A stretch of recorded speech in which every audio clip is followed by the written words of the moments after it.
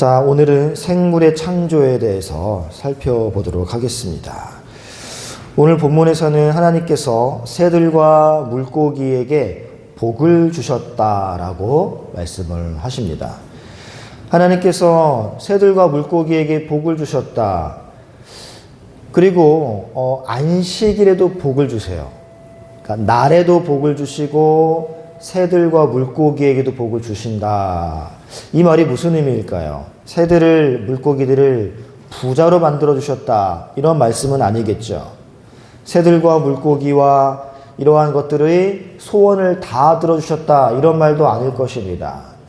성경이 말하는 복은 우리가 흔히 정의하는 그러한 복이 아니에요. 하나님이 말씀하시는 복은 바로 그 뒤에 내용이 나와요. 바로 복을 주시고 뭐라고 말씀하셨냐면 생육하고 번성하고 땅에 충만하라, 바다에 충만하라 라고 말씀을 하십니다. 그러니까 창세기에서 하나님이 말씀하시는 복은 하나님으로부터 피조물에게 부어지는 엄청난 생명력을 말하는 겁니다. 하나님은 새들과 물고기들이 생육하고 번성할 수 있도록 당신이 복을 주신 그 피조물이 그 복의 내용대로 살아갈 수 있도록을 위하여 먹이시고 기르시는 분이세요. 우리 시편 104편을 함께 가보겠습니다. 24절부터 29절인데요. 한 절씩 교독할게요. 여호와여, 주께서 하신 일이 어찌 그리 많은지요. 주께서 지혜로 그들을 다 지으셨으니 주께서 지으신 것들이 땅에 가득하나이다. 거기에는 크고 넓은 바다가 있고 그 속에는 생물 곧 크고 작은 동물들이 무수하니이다. 그곳에는 배들이 다니며 주께서 지으신 리워야단이 그 속에서 노나이다. 이것들은 다 주께서 때를 따라 먹을 것을 주시기를 바라나이다.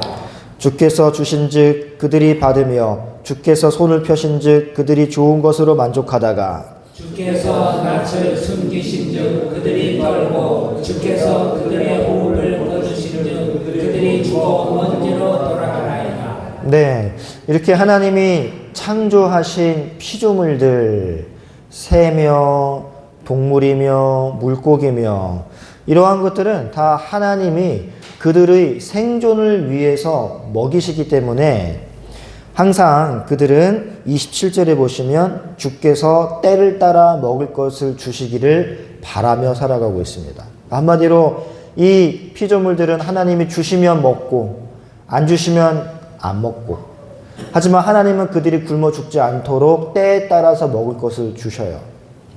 그러니까 항상 피조물들은 하나님의 어떠한 통치에 순종적입니다. 그래서 28절에 보시면 주님이 주시면 받아 먹고 주님이 주시면 만족하며 살아갑니다.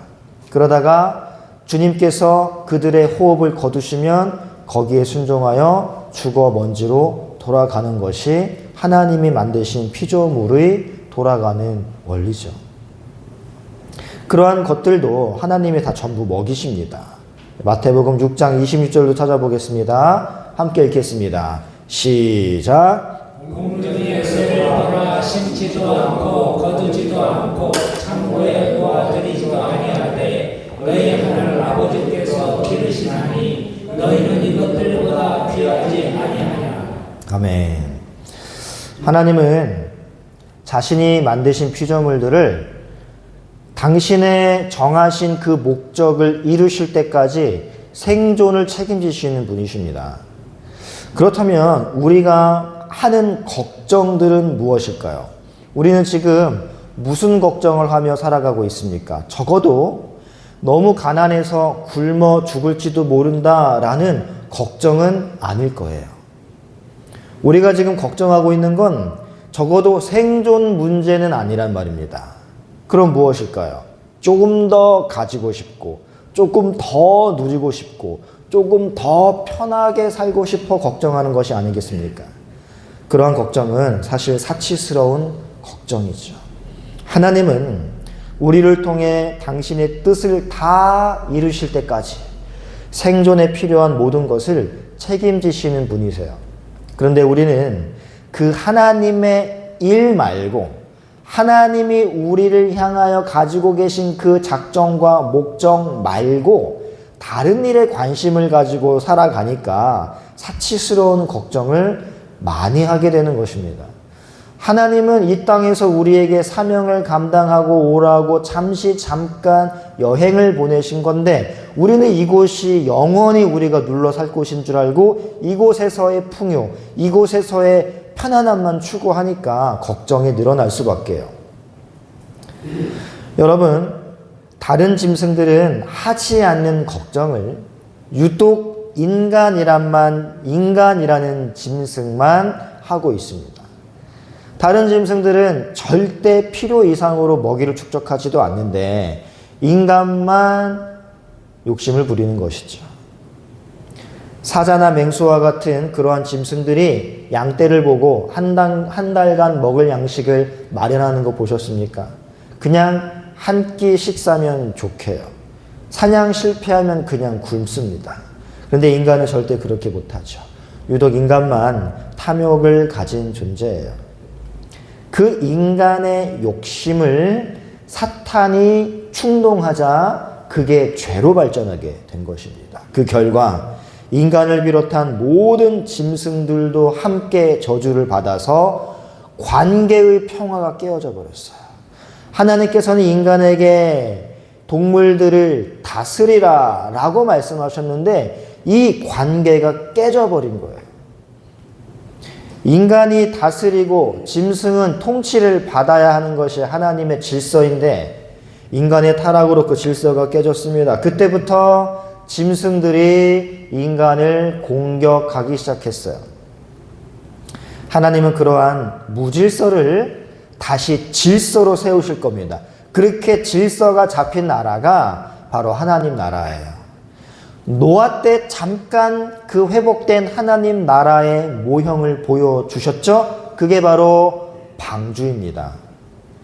에덴 동산에서 추방된 이후에 모든 짐승은 먹이 사슬이라는 체계 속에서 강한 짐승이 약한 짐승을 잡아먹어야 했어요. 하지만 노아의 방주 속에서는 사자나 어린 양이나 표범이나 사슴이나 다 같이 그 한 배 안에 공존했습니다. 만약에 그 안에서 먹이 사슬대로 약육강식이 계속 이루어졌다면 노아의 방주가 땅에 도달했을 때 내려서 살 수 있는 짐승은 얼마 없었을 거예요. 하지만 노아의 방주에 보존되었던 그 짐승들로부터 정말 수많은 짐승의 갈래가 지금까지 퍼져나온 것이죠. 또 하나, 노아의 방주 안에서는 모든 짐승들이 노아가 주는 먹이를 먹고 살았습니다. 다시 말해서 인간에 의한 다스림과 관계의 평화가 잠깐 회복된 거예요. 그렇게 하나님은 이 죄악으로 물든 세상을 다 쓸어버리고 노아의 방주가 잠시 힌트했던 그 질서가 회복된 하나님 나라를 만드시겠다라는 의지를 보여주신 것이죠. 계속해서 오늘 본문에서는 하나님께서 짐승들을 그 종류대로 지으셨다라고 반복하여 강조합니다. 성경이 반복하여 기술하는 후렴구는 굉장히 큰 의미가 있어요. 절대로 그냥 가볍게 지나가서는 안 돼요. 그 종류대로 지으시고 그 종류대로 여러 번 반복됩니다. 하나님이 이것을 왜 이렇게 반복하실까요? 어떠한 종에서 다른 종으로 진화가 일어나는 것은 아니다라는 걸 우리가 거기서 깨달아야 돼요. 어류는 어류대로 하나님이 지으신 겁니다. 양서류는 양서류대로 하나님이 지으신 거예요. 파충류는 파충류대로 하나님이 지으신 거예요. 포유류는 포유류대로 하나님이 지으신 것이지 어류가 양서류로 진화하고 양서류가 파충류로 진화하고 그러다가 포유류가 된 게 아니라는 것입니다. 그리고 모든 존재하는 것들을 살펴봤듯이 하나님이 먹이세요. 하나님은 각 종마다 먹을 것을 정해 주셨어요. 그런데 하나님이 그렇게 나누어 주시고 정해 주신 먹잇감을 함부로 임의적으로 변형시키거나 중단시키는 건 생태계에 아주 큰 마이너스 요인이 됩니다. 예를 들어서 여러분, 참새는요, 인간이 먹는 곡식도 먹이로 삼아요. 그들의 먹이입니다. 그거는 인간에게만 허락된 게 아니라 참새에게도 허락된 거예요. 곡식을 먹는 건. 하나님은 참새 한 마리도 신경 쓰시며 먹이시고 생존을 위해 책임지신다는 걸 기억하십시오. 그런데 하나님이 참새에게 허락하신 그 먹이를 인간들만 먹겠다고 욕심부리다가 아주 큰 낭패를 본 적이 있습니다. 그게 바로 중국의 마오쩌둥이 펼친 정책 때문이었어요. 여러분, 1958년에 식량 증산을 위해서 스촨성 농업 현장을 시찰하던 마오쩌둥이 수확기에 접어든 벼를 참새들이 그 몇 개 쪼아먹는 것을 보았습니다. 그러니까 그는 이렇게 생각했어요. 참새 때문에 농사를 망칠 수 있겠구나. 그래서 마오쩌둥은 저 새는 새로운 새다. 없애는 게 좋겠어. 이 말이 떨어지는 즉시 참새는 쥐, 파리, 모기와 함께 나쁜 동물로 규정되고 중국 전역에서 새총이며 그물이며 독극물을 이용해서 소탕 작전이 일제히 펼쳐졌습니다. 참새가 땅에 내려앉지 못하도록 계속 징을 치고 냄비를 두드리고 프라이팬을 두드리고 그러면서 땅에 내려앉지 못하다가 지쳐서 떨어져 죽도록 만들었어요. 참새 둥지는 발견에는 족족 다 허물어졌고 알은 당연히 다 박살이 났고요. 새끼들은 모조리 죽임을 당했습니다. 하늘을 날던 새는 소총에 맞아 죽었어요. 학교에서 정부 기관에서 참새 많이 죽인 사람 표창 주겠다라고 슬로건을 거니까 사람들이 혈안이 되어가지고 참새잡이에 집중을 했습니다. 그렇게 잡힌 참새가 1958년 한 해에만 2억 1000마리 이상에 달한다라고 합니다. 이런 조직적 참새잡이의 결과 중국 참새들은 멸종 직전까지 갔어요.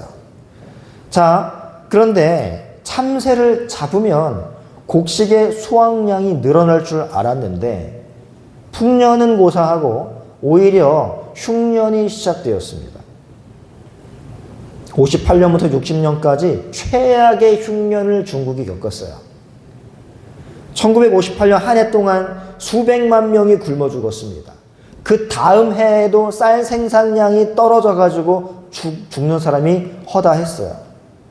그 이유가 뭔지 아십니까? 참새를 박멸하니까 그동안 참새가 잡아먹었던 해충들이 기하급수적으로 늘어난 거예요. 메뚜기를 비롯한 수많은 해충이 참새가 벼를 먹는 것보다 더 많이, 비교할 수 없을 정도로 더 많이 벼를 갉아먹어서 흉작의 연속이었던 겁니다. 그래서 3년간 약 4천만 명 이상의 사람이 굶주림으로 죽었어요. 그러니까 하나님이 참새한테 곡식을 허락한 건 해충을 잡아먹으니 거기에 대한 보상 아닐까요? 그런데 인간은 그 고마운 참새에게 그 곡식 몇 알 주는 게 아까워가지고 다 죽여버렸다는 겁니다. 브루이센 왕국의 전제군주 프리드리히 대왕도 비슷한 일을 겪었어요. 자기가 좋아하는 곡식을 참새가 먹어치우자 참새를 모조리 다 잡아들였습니다. 그러자 해충이 생기게 되고 그때부터 참새의 역할을 깨닫고 다시 보호했다고 해요. 여러분 잊지 마십시오. 셀 수 없이 많은 물고기들과 셀 수 없이 많은 새들까지도 먹이시고 입히시고 관심 가지고 계신 분이 우리 하나님 아버지십니다. 보잘것없는 참새 한 마리에게도 먹을 것을 정해주시고 기르시는 하나님은 다 이유가 있어서 그러한 먹이를 정하신 거예요. 그것은 바로 인간과의 공존입니다. 인간이 하나님이 만드신 그 자연을 파괴했을 때는 늘 편안함 뒤에 따라오는 재해가 있어요. 하나님이 지으시고 하나님이 정해놓으신 것을 인간들이 임의로 제거하고 임의로 변경할 때 결과는 늘 재앙입니다. 그 예가 여러분 산호초예요. 하나님께서는 바다에 산호초를 지으셨습니다. 그런데 인간의 문명이 발달하면서 이 산호초가 때로는 문명 발달에 방해가 되기도 했어요. 항구를 건설해서 배가 정박을 해야 되는데 이 산호초 때문에 배가 진입하는 데 방해가 되는 겁니다. 그래서 인간들이 하나님이 만들어 놓으신 산호초를 싹 다 깎아버렸습니다. 그 결과가 무엇인지 아세요? 인도네시아의 쓰나미였어요. 쓰나미가 밀려올 때 산호초가 방파제 역할을 그동안 해왔는데 하나님이 조성해 놓으신 그 방파제가 없어졌으니 바다가 하나님이 정해 놓으신 경계를 넘어서 수많은 사람을 죽인 건 아니겠습니까? 또 한 가지 우리가 기억해야 될 중요한 사실은 하나님이 정해 놓으신 구분과 하나님이 분리시킨 것들과 하나님이 정해 놓으신 영역들은 절대적으로 지켜져야지 섞여서는 안 돼요. 여러분, 개와 고양이가 짝짓기 해가지고 새끼를 낳을 수 있을까요? 절대 불가능합니다. 여러분, 라이거라는 종 아세요? 라이거? 사자와 호랑이가 섞여서 나온 게 라이거예요. 그래서 라이언과 타이거를 합쳐서 라이거라고 합니다. 그런데 사자와 호랑이는 같은 동종과이기 때문에 가능한 거예요. 다른 종의 동물과는 절대 새끼를 낳을 수가 없습니다.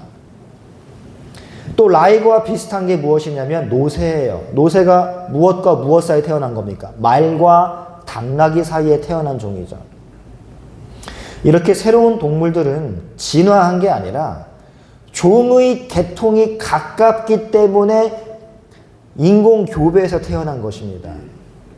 근데 개나 고양이는 종 계통이 완전 달라요. 그래서 개와 고양이가 합쳐져 가지고 고양이도 아닌 강아지도 아닌 공아지 같은 그러한 존재는 나올 수가 없다는 것입니다. 라이거라든지 노새와 같이 비슷한 종들끼리 교배하여 태어난 것들도 사실은 제대로 된 생식기관을 갖추지 못한 상태, 다시 말해 임신 불가능, 번식 불가능 상태로 태어난다고 해요. 하나님이 종류대로 창조하신 것들을 섞어 놓으면 그것은 번식이 불가능합니다. 왜냐하면 하나님은 그 종류대로 창조하시고 생육하고 번성하라고 복을 주셨기 때문이에요. 섞여서 살라고 한 게 아니라. 이것이 바로 하나님의 의도이자 그분의 뜻입니다. 하나님은 같은 종끼리의 결합은 번식을 허용하셨지만 다른 종끼리의 결합은 허용하지 않으신 거예요. 성경은 오늘 본문에서 이 세상의 모든 것을 그 종류대로 만드셨다라고 반복해서 기록하죠. 우리 한 번만 더 읽어보고 살펴보도록 하겠습니다. 창세기 11장 1장 11절 21절 24절입니다. 시작. 하나님이 이르시되 땅은 풀과 씨 맺는 채소와 각기 종류대로 씨 가진 열매 맺는 나무를 내라 하시니 그대로 되어 하나님이 큰 바다 짐승들과 물에서 번성하여 움직이는 모든 생물을 그 종류대로 날개 있는 모든 새를 그 종류대로 창조하시니 하나님이 보시기에 좋았더라. 하나님이 이르시되 땅은 생물을 그 종류대로 내되 가축 기는 것과 땅의 짐승을 종류대로 내라 하시니 그대로 되니라. 아멘. 노아의 방주에 탄 짐승들도 모두 종류대로, 방주에서 내리는 짐승들도 모두 종류대로였다라고 이야기를 해요. 하나님은 이렇게 생물의 종류를 나누셨습니다. 그러나 인간은 헛된 호기심에 그 종류들을 혼합하려고 노력해왔어요. 농사에서도 혼합의 시도가 굉장히 많이 있죠. 토마토가 냉해를 잘 견디게 하겠다고 넙치 유전자를 갖다 붙였어요. 그렇게 나온 게 슈퍼토마토입니다. 해충이 싫어하는 비티 박테리아의 살충 성분을 옥수수 유전자에 심었어요. 그래서 알이 튼실한 옥수수가 나오기도 하죠. 그리고 토마토와 감자의 체세포를 융합해가지고 토감자라는 게 나온다고 해요. 또 무와 배추가 함께 자라게 한다고도 합니다. 그래서 그게 무추예요. 무추. 무와 배추. 이런 잡종식물을 만들기도 해요. 그러나 생명과학자들은 이런 낯선 유전자들의 결합은 인간에게 상상도 할 수 없는 큰 피해를 끼칠 것이다 라고 내다보고 있습니다. 여러분, 식량 문제를 해결하려면 잘 사는 사람이 못 사는 사람에게 나누어 주어야 해결되는 것이지, 다른 종과 다른 종을 섞어가지고 요상한 종 만들어서 야채, 곡식을 많이 만들어낸다고 해결되는 문제가 아니라는 거예요. 오히려 더 크고 근본적인 재앙을 낳을 수 있다는 겁니다. 식량난은 예수님이 내 이웃을 내 몸처럼 사랑하라 라는 그 명령을 순종하는 길밖에 없어요. 인간이 제 아무리 잔머리를 굴려가며 하나님이 정해놓으신 고유한 종을 합치고 결합하고 조작한다고 해서 해결될 수 있는 것이 아닙니다. 나에게 주신 물질을 부족한 자에게 나누어 줌으로써만, 다시 말해 자기 희생을 통해서만 하나의 미랄이 되어서만 가능한 것입니다. 또 한 가지 기억할 것은 하나님이 허락하신 먹거리 이외의 다른 것은 피조물에게 결코 이롭지 않습니다. 여러분, 광우병이 하나님의 경고라는 걸 아십니까? 광우병이 왜 생기는 거예요? 풀만 먹고 살아야 할 소가 양의 사체 갈아가지고 만든 사료 먹어 생기는 게 광우병 아닙니까? 풀만 먹는 소에게 동물성 단백질 사료를 먹이니 병에 걸릴 수밖에 없는 것이죠. 사람은 곡식을 먹어야 하는 존재예요. 사람이 사람을 먹으면 안 됩니다.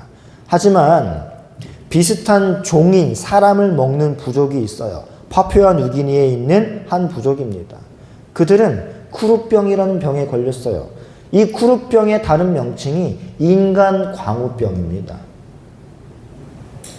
먹어야 할 거 먹지 않고 다른 걸 먹여서 그래요. 여러분, 광우병과 쿠룻병은 치료가 불가능한 병이에요. 조류독감도 마찬가지예요. 조류독감도 창조물의 유전자를 조작한 인간에 대한 재앙입니다. 여러분, 이미 오래전에 인간은요, 개와 소와 양 등 복제에 성공했다고 하죠. 이제는 인간 복제하려고 시도하고 있습니다. 여러분, 이거는 윤리적인 문제 때문에 그동안 쉽게 이루어지지 않다가 2008년에는 사람의 세포하고 짐승의 세포를 결합해가지고 인공장기를 만들어낼 수 있도록 법이 통과된 나라도 있습니다. 우리나라도 2009년부터 일부 허용했다고 해요. 하지만 여러분, 하나님이 종류대로 정해놓으신 창조의 분류를 결합하는 건 그 결과가 항상 변질이며 재앙입니다. 왜 동물과 인간의 체세포를 결합하고 인간을 복제하고 돼지를 복제하고, 이게 왜 윤리적인 문제 때문에 그동안 미뤄졌을까요? 여러분, 윤리가 무슨 뜻입니까? 윤리는 존재의 존재다움이에요. 존재의 존재다움이 윤리예요. 돼지는 돼지다워야 하고, 개는 개다워야 하고, 여자는 여자다워야 하고, 남자는 남자다워야 합니다. 근데 이 윤리가 지금 많이 상실되고 있어요. 남자가 여자가 되려고 하고, 남자끼리 결혼하려고 하고, 이거는 윤리의 상실입니다. 하나님이 정해놓으신 그 존재의 존재다움을 버릴 때 그것은 심판과 재앙이라는 거 우리가 꼭 기억해야 돼요. 하나님이 분류하시고 하나님이 나누시고 하나님이 정해놓으신 것은 절대 섞여서는 안 되는 것입니다. 하나님은 빛과 어둠을 나누셨어요. 진리와 거짓을 나누셨습니다. 남자와 여자를 나누셨어요. 양과 염소를 나누셔서 천국과 지옥으로 가르실 겁니다. 그러나 사탄은 섞는 자예요. 성경을 세상 진리와 섞어서 변질시키려고 합니다. 교회의 세상 문화를 섞어서 변질시키려고 해요. 그래서 이제는 설교와 예배가 아니라 온갖 프로그램과 쇼와 뮤지컬과 콘서트로 변질되어 버렸습니다. 성경을 세상 지식과 섞어서 변질시키고 하나님의 생각이 아닌 인간의 생각을 섞어서 신본주의가 인본주의로 변질되어 갑니다. 하나님께서 그 종류대로 창조하셨다라는 말씀 속에는 섞이지 말아야 한다라는 진리 역시 담겨 있어요. 물질 세계 속에서도 하나님이 정해놓으신 것이 섞이면 질병과 재앙입니다. 이는 식물이나 새나 육지, 동물에게만 해당되는 이야기가 아니에요. 영적인 측면도 마찬가지입니다, 여러분. 하나님이 정해놓으시고 하나님이 분리해 놓으신 것들이 섞이면 그것은 심판이에요. 성도 여러분, 여러분은 빛에 속한 자녀입니다. 빛의 자녀가 앞으로 한 주간 삶 속에서 어둠의 가치관과 섞여 살아간다면 그것은 하나님의 목적에 벗어나는 삶이에요. 그 삶은 결코 행복할 수가 없습니다. 하지만 사탄은 여러분과 세상을 섞으려고 무단히 노력할 것입니다. 성경적 가치관이 아닌 세상적 가치관을 가지고 살아가게 하려고 엄청 애를 쓸 거예요. 성경은 용서하고 화목하고 인내하고 사랑하라라고 말을 하지만 사탄은 복수하고 당한 대로 돌려주고 조바심을 내고 미워하라고 부추깁니다. 여러분 조심하십시오. 하나님은 여러분을 어둠에서 빛으로 부르셨습니다. 다시는 어두움의 가치관으로 살아가서는 안 돼요. 바라기는 여러분 한 주간 빛의 자녀이신 여러분이 결코 세상과 결합되지 않기를 축복합니다. 하나님께서 여러분을 빛으로 부르셨습니다. 여러분이 빛으로서의 정체성을 가지고 세상적 가치관과 혼합되는 것이 아니라 오히려 어둠 속에 있는 자들을 빛으로 인도할 수 있는 한 주가 되기를 말씀으로 축복합니다. 찬양하고 함께 기도하겠습니다.